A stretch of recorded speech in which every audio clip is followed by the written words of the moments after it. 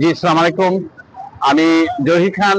আমি Virginia BNP president এবং যুক্তরাষ্ট্র বিএনপির সাথে জন্মলগ্ন থেকে 1988 থেকে আমি ভার্জিনিয়া বিএনপি যুক্তরাষ্ট্র বিএনপির সাথে জড়িত এবং এখন ভার্জিনিয়া বিএনপির দায়িত্ব পেয়েছি।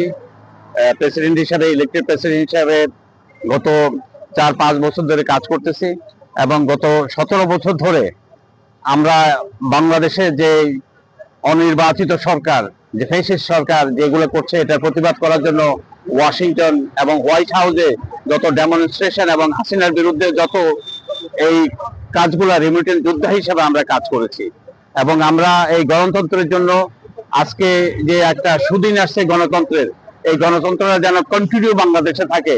আমাদের এই লড়াইটা সাকসেসফুল হয়েছে বাংলাদেশের সংগ্রাম এবং সারা পৃথিবীর সংগ্রাম একসাথে করে, ইউনাইটেড করে। এটা একজন কারোই কোনো ইয়ে না, সবারই নেতা আছে, সবাই কাজ করছে।